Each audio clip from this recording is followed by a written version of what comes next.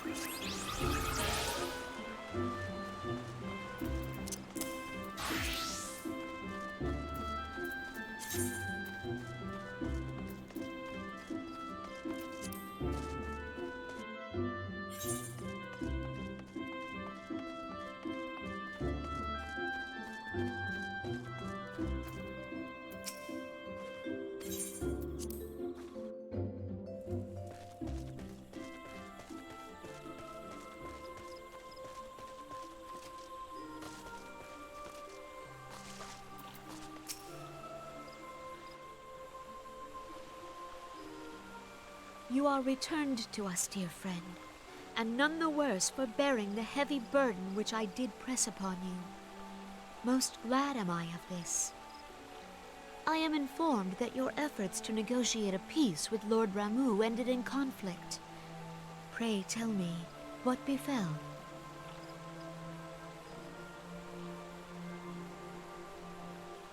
Ramuh made trial of you? I fear there is truth to his claim. It is the darkness within us that attracts the darkness without.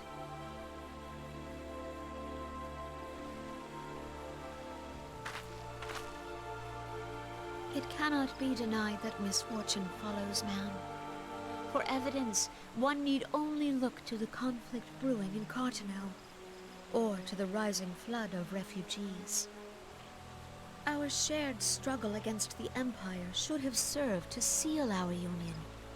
Yet the ties which bind the Alliance strain under the weight of gross self-interest.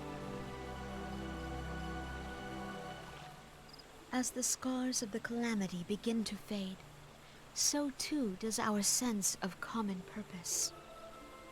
Yet now is scarce the time to forget our shared responsibility. If this new-sprung realm is to survive beyond its infancy, it must needs be nurtured by all.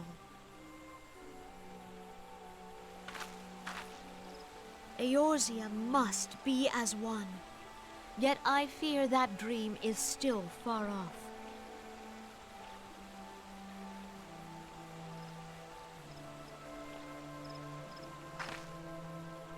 On behalf of the people of Gridania, and the elementals both, I thank you for all that you and your fellow scions have done.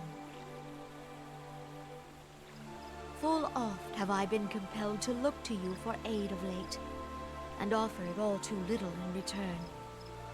As leader of this nation, I shall endeavor to prove a more worthy ally to your cause henceforth.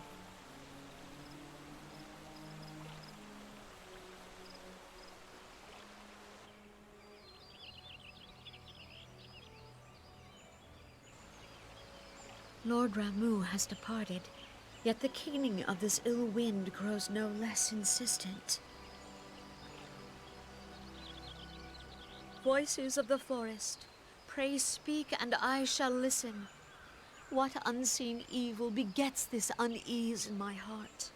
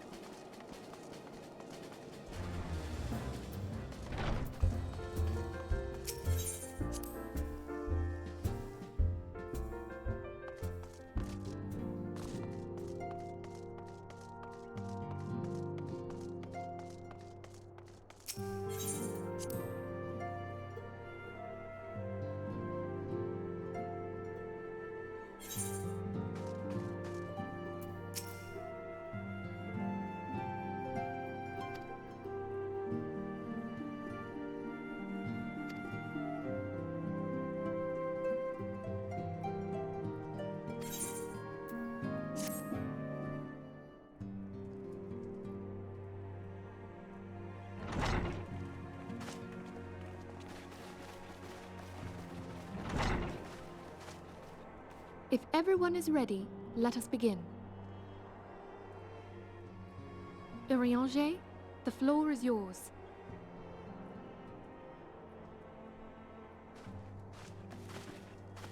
As all here assembled now know, in its final hours as our Order's headquarters, the waking sands did play host to a most unexpected visitor. I speak of the Ascian clad in white, Elidibus. Unwelcome though his presence was, his words that day did serve to confirm a truth long suspected, that the Ascians are eternal beings, to whom physical destruction is as a temporary inconvenience. In the intervening time, Eorzea and I have striven to discover a means by which the Ascians might more permanently be slain. And 'tis my belief that we have found the thread that will allow us to unravel the twisted skein of their existence. In the moments prior to Leviathan's most recent manifestation, the Sahagin elder who summoned him was observed to undergo some manner of ascension. The etheric readings taken by Y'shtola at the time of this transfiguration have proven most enlightening. The disruption to the flow of ether was sudden and dramatic. So tangible was the agitation, I scarce had need of my goggles. The significance of Y'shtola's readings might better be understood in the context of mine own, taken at the instant of the Lord of Levin's demise. Unlike the Primal, the Sahagin was not subject to etheric dissipation. Before discussing our new discoveries, it may benefit us all to recall what we know of etheric behavior.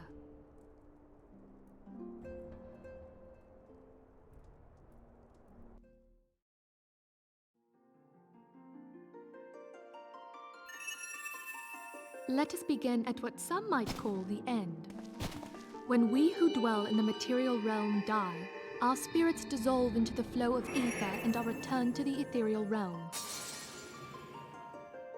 In turn, the restless energy which suffuses that plane streams back into our world, giving rise to new life. 'Tis as the heavens did decree, the way of all mortal souls. Twixt this world and the next do the ethereal currents swirl, bearing the very essence of life. Thus doth the cycle of birth, death, and rebirth continue unabated.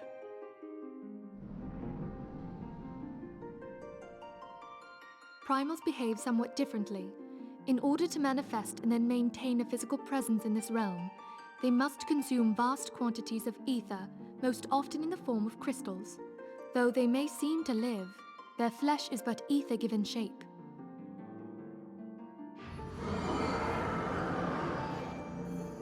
Thus, a defeated primal leaves behind no broken corpse. Rather, the essence of its form seeps back into the land whence it came, and the energy of its shattered spirit is called back to the ethereal realm. And there it waiteth, till next the prayers of the faithful do draw it forth from the sea of ether, to take their offering of crystals and make for itself a new body.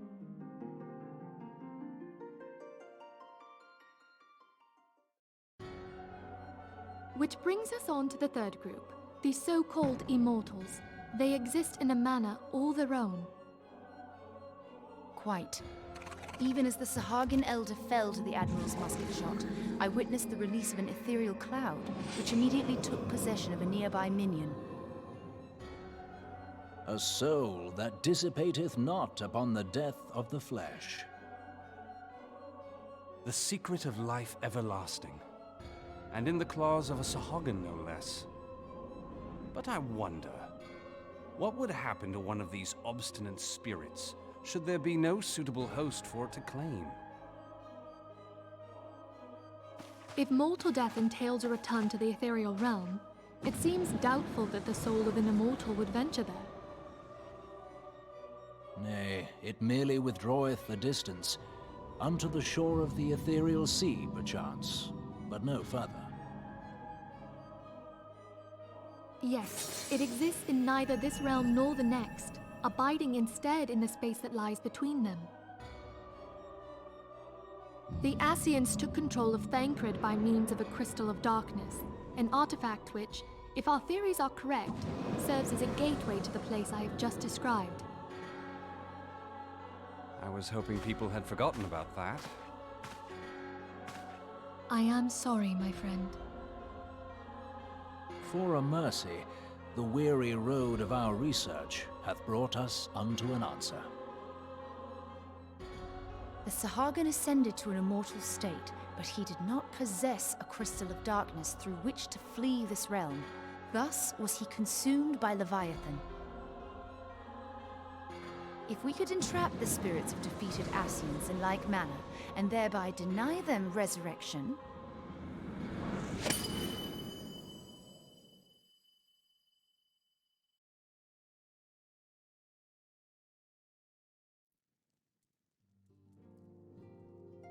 Therein lieth the path to victory.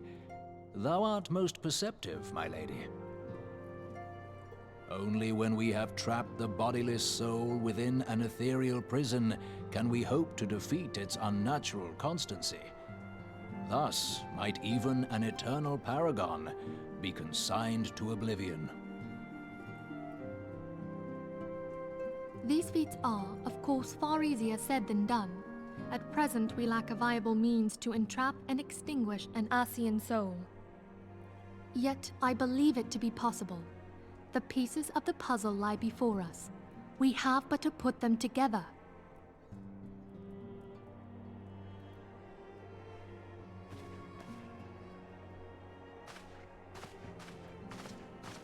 I will depart at once to convene with the sages of Sharlayan.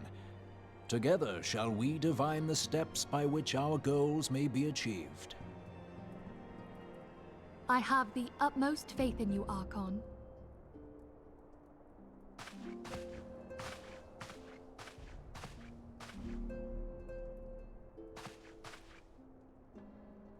Beg pardon, antecedent, but I would raise one final matter. Even now, a Sharlayan survey party seeketh to ascertain the fate of the students of Baldessian. Their findings shall soon be known to us. Though you harbor feelings of dread, I bid you surrender not to sorrow, but abide instead in hopeful prayer. I shall, Archon. Thank you.